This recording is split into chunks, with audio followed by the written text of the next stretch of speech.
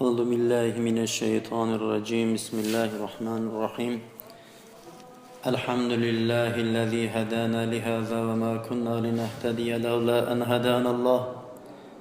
رب اشرح لي صدري ويسر لي أمري واحلل عقدة من لساني يفقهوا قولي وأفوض أمري إلى الله والصلاة والسلام على سيدنا وحبيبنا وشفيعنا ومولانا محمد صلى الله عليه وسلم وعلى آله وأصحابه وأتباعه في كل لمحة ونفس عددهما وسع علم الله. اما بعد، السلام علیکم و رحمت الله و برکاته. برادران مسلمان، در باره سوره و تین تفسیر و ترجمه. سوره و تین مکی است، یعنی در مکه نازل شده است، دارای 8 آیت است. خداوند تبارک و تعالی در این سوره به 4 اشیا قسم یاد میکند که و تین و زیتون، قسم به تین و زیتون. تین انجیر، یعنی انجیری که ما و شما میوه میخوریم همین را تین میگن عرب ها. و زیتون همون زیتونی است که یعنی که از او روغن تیار میکنن.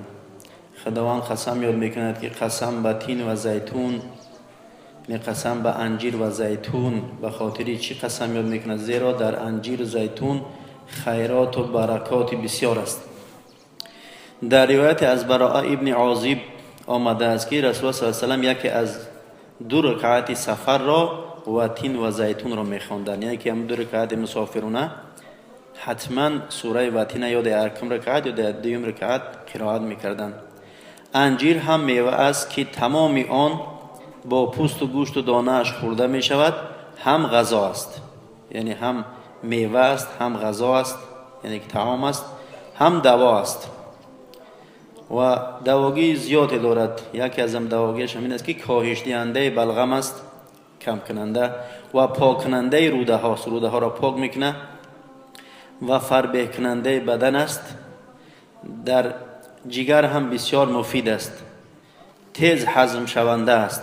پزشکان هم بر اینند که انجیر مفیدترین میوه هاست برای بدن، یعنی که بسیار خیرات و برکات بسیار در این 2 میوه است. اما زیتون هم میوه است، هم نانخوریش است و هم دوا است و از آن روغن گرفته می شود و زیتون در ترکیب بسیار داروها به کار برده می شود.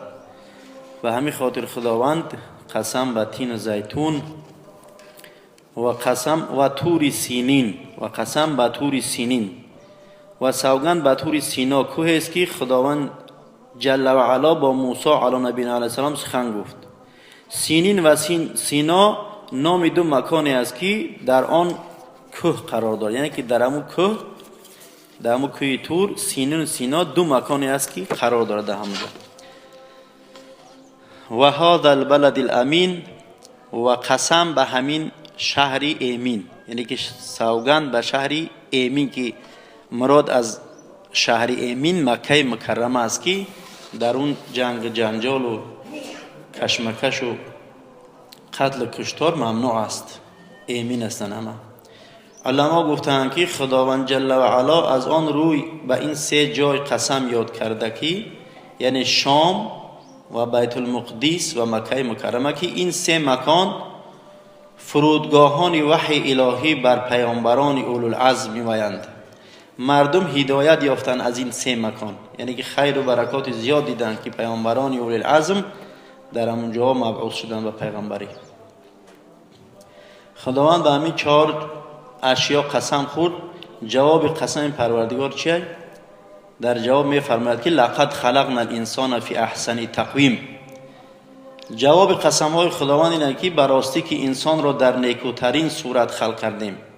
از زیبایی او، یعنی دانا بودنش، سخنگویی، مدبر، حکیم آفرید از خداوند. انسان بسیار مشرف آفرید. قرطبی داستانی را نقل میکند که روشنگری ساختار انسان است، یعنی که امام قرطبی یک داستان نقل میکنه که میگوید عیسی ابن موسی هاشمی زنش را سخت دوست می داشت روز از باب لطف و مهربانی به زنش گفت که اگر تو زیباتر از ماه نباشی 3 طلاق هستی. زنش بیدرنگ برخاست و از پشت پرده به وی گفت که تو طلاق داده مرا. آن شب به عیسی ابن موسی بسیار سخت گذشت. بامداد به سرای منصور خلیفه رفت و او را از ماجرا آگاه کرد. خلیفه فقها را جمع کرد و فتوا خواست. همه فقها به طلاق شدن او فتوا دادند که طلاق یعنی 3 طلاق شد، مگر مردی که از یاران ابو حنیفه رحمت الله علیه بود که ساکت بود. گفت یعنی سخن آغاز کرد که بسم الله الرحمن الرحیم و تین و زیتون و تور سینین و هذا البلد الامین لقد خلقنا الانسان فی احسن تقویم. یعنی خداوند در این آیت می فرماید که قسم بر همین 4 اشیا که یعنی انسان را زیباترین نکوترین از همه مخلوقات آفریدیم. خداوند می فرماید و هیچ چیزی از او زیباتر نیست. یعنی مقصدش که زن او از ما هم خیلی زیباتر است. یعنی بدروترین زنها از این ماهی که ما میبینیم این زیباتر است. دلیل ما همین آیت است که لقد خلقنا الانسان فی احسن تقویم. خدا میفرماید که ما با بهترین صورت انسان خلق کردیم. و خلیفه گفت که فتوا چنان است که این مرد میگوید، یعنی که همین مردی که شاگردی ابو حنیفه یا یارانی ابو حنیفه بود، یعنی فتوا با قول همین شد و زن او مرد یعنی عیسی ابن موسی طلاق نشد. بس گفت برو زندگی کن که زن تو طلاق نشده است، یعنی که به همین دلیل. ثم رددناه اسفل السافلین. خداوند بعد ای که جواب قسم داد بعد گفت که سپس او را فروتر و بدتر از حال هر گونه حیوان بازگردانده می شود، زیرا که او به دوزخ می پیوندد. در این ثم رددنا اسفل السافلین خطاب به سوی کافراست که انسانی، یعنی که انسان ما بهترین صورت آفریدیم لکن به بدترین جا او را یعنی که پیوست می شود. مراد از انسان کافر است. به خاطری که در دوامش استثناء میکنه مسلمان را، یعنی که مسلمان انشاءالله که به دوزخ نمیره. سبب نزول میگه همین ثم رددنا اسفل السافلین همین بود که چند تن میگه در زمان پیامبر صلی الله علیه و آله بسیار پیری فرتود گردیده بودن، یعنی مسافد و پیر شده بودن تا آنجا که عقلهاش و گم کرده بودن. یعنی که مسافد خیلی پیری فرتود که شد زیاد پیر شد او عقلش زایل میشود. پس اصحاب از رسول الله صلی الله علیه و آله پرسیدند که از نظر شرع حکم اینها چیست؟ یعنی که یادگاه نمازو را دیگه هر خیل میخونن، توراتاشو هم نمیتونن دیگه، مثلا برای عقلش زایل شدگی حکم یا از روی شریعت چه که به شروع پیش نه. همان بود که این آیه نازل شد، یعنی برای ایشان میگه حکم آن است که مزد همان از اعمالی که قبل از بین رفتن عقلشون بدون عمل میکردن. یعنی که چه عمل در حالت سالم و صحتشون میکردن، یا انسان صحت باشه مریض شود یا که مقیم باشه مسافر شود، چه عملی که در همین حالت ها میکرد اگر همو عملش چه میکنن در نامه اعمالش نوشتن میگیرن. خب در دوام ثم رددنا اسفل السافلین خداوند استثناء میکنه الا الذين آمنوا وعملوا الصالحات فلهم اجر غیر ممنون، مگر یعنی که به دوزخ گردانیده نمیشوند کسایی که ایمان آوردن به خدا و عمل صالح کردند، برای اونها اجری به منتها و به منت است. یعنی که کسانی که ایمان آوردن و عمل صالح کردن فلهم اجر غیر ممنون. غیر ممنون گفته غیر منقطع، یعنی که نعمت های دنیا تمام شوی دارن، پوسیدنی دارن، یعنی یگان بلاش میزنن، لکن دوجه غیر چیان غیر این نعمت های دنیا، یعنی که او مقطوع نمیشوند دیگه، کم نمیشن از سر مؤمن ها و مسلمان ها. بلکه اینها که ایمان آوردن از این حکمی که اسفل السافلین از این حکم دور هستن، بلکه به بهشت در اعلی علین بازگردانده میشن. یعنی که مسلمان را خداوند در اسفل السافلین و در اعلی علین باز میگردونه. مراد از اسفل السافلین بازگشتن کفار به دوزخ است در آخرت، و مراد از اعلی علین بازگشتن مؤمنین به سوی جنت است. فما یکذبک بعد بالدین.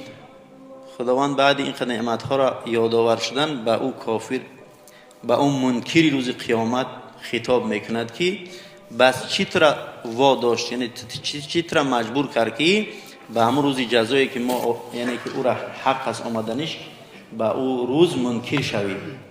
یعنی ترا به بهترین صورت یعنی آفریدیم، این نعمت ها را دادیم، اینقدر پیامبرا را به خاطر ایمان آوردن ترا روان کردیم، 1000 یعنی که 124,000 پیغمبر و اینقدر 124,000 صحابی و اینقدر 4 کتاب آسمانی، اینقدر مثلا معجزه هایی که در عالم میبینی، یعنی که وجودی خودش وجودی ما و شما یک معجزه است. هر حرکت ما، بینایی ما، شنوایی ما، یعنی که اینا را خدا همه برای ما داده است. پس به همین خاطر خدا میگه که فما یکذبک بعد بالدین، بس چی طرح مجبور کرد که بر روز قیامت منکر شوی؟ یعنی همون کافری که اسفل السافلین چی کرد؟ وعدش داد. دانستی که خداوند تو را در بهترین صورت آفرید، با قدر ممکن میشوی. الیس الله باحکم الحاکمین، باحکم الحاکمین. خداوند در آخر میفرماید که یعنی آیا خداوند حکم کننده ترین حاکمان نیست؟ یعنی که خداوند حاکم، یعنی حکم کننده ترین حاکمان است، هم در حکم و عدل خود. و قیامت را خدا به خاطر چی برپا میکنه؟ به خاطر اینکه تا مظلومان داد خویش را از ظالمان بستانند. وقتی در آخرش رسیدیم همون سوره وتین الیس الله باحکم الحاکمین، برای ما و شما سنت است که در جواب بگیم که بلا و انا علی ذلک من الشاهدین. بله، یعنی پروردگار تو هستی، احکم الحاکمین هستی و ما بر این احکم الحاکمین بدن تو شاهد گواه هستیم. به همین خاطر باید که انسان یعنی که از این عبرت بگیرد و به اسلام یعنی که باور کنه بر روز قیامت و آنچه که خداوند چقدر این سوره ها همش درباره قیامت هستند. پیامبر صلی الله علیه و آله چی میفرماید؟ میفرماید که کل امتی يدخلون الجنه الا من ابا. قالوا و ما یابا یا رسول الله؟ قال من اطاعنی دخل الجنه و من عصانی فقط ابا. همه امتی من، فرق نداره کافر مسلمان، اگر اسلام بیاره و من پیروی کنه، همه ای را خداوند بخاطر یعنی که بخاطر جنت آفرید، برای جنت آفرید همش. اگه اون تا دوزخی نه آفرید مگر کسای خودشون نخواستن. بس گفتن یا رسول الله کی است که جنت نمیخواد؟ گفت کسی که من اطاعت میکنه و یعنی که داخل میشه جنت، کسی که من عصیان میکنه و فرمانی میکنه فقط ابا، به تحقیقش نخواسته جنت. و همین خاطر خداوند ما و شما را توفیق بده که یعنی به گفته‌های خداوند رسول عمل کنیم و در روز قیامت همه ما شما از جمله کسانی بگردونه که به اعلی علین در جنت داخل کنه. ربنا تقبل منا انك انت السميع العليم. سبحان ربك رب العزه عما يصفون و سلام علی المرسلین والحمد لله رب العالمین. خدا هم گذشتگان ما و شما را به سبب این امر معروف و نهی منکرها غرق یعنی که رحمت کنه و داخل جنت.